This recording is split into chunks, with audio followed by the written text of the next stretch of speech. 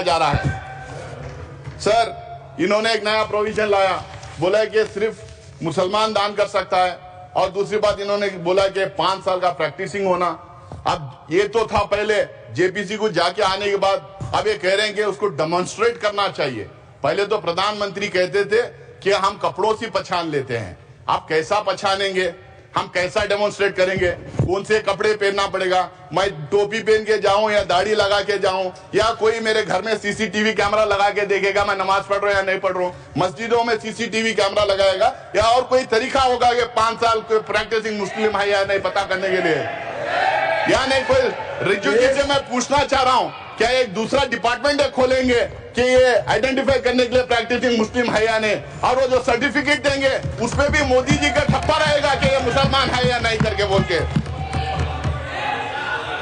हाँ मोदी जी की फोटो भी लगा देंगे उस सर्टिफिकेट पे।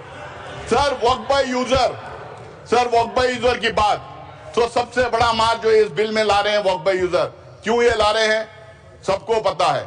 इनकी सारी की सारी जो है निगाह संपत्ति पे है, जमीन पे है, लैंड पे है, धारावी पे में किसको दिया है उन्होंने, करोड़ों के भाव पे किसको दिया।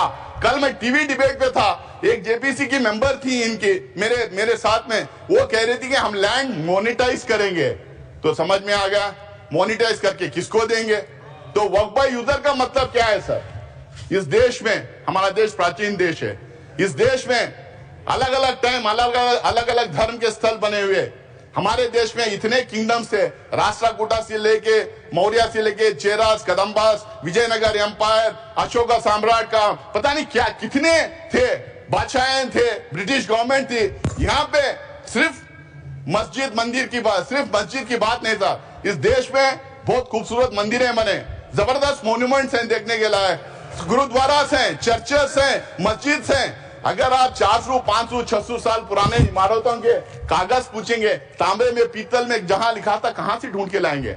उसका प्रूफ सिर्फ ये है, ये हर समुदाय के लिए सही है कि those properties, those institutions exist even today and they are in long usage. That is the proof of that being in waqf. There is waqf by user, there is temple by user, there is gurudwara by user, there is church by user, there is mata by user, there are so many religious institutions by user. किसका proof मांगेंगे। जब हमने बोला तो ये बोले कि हम प्रोस्पेक्टिवली अब ये करेंगे, रेट्रोस्पेक्टिवली नहीं देखेंगे। भाई जो रजिस्टर्ड नहीं है वक्फ बाय यूजर, अगर 200-300 साल पुरानी है तो उसको कैसा मानेंगे आप।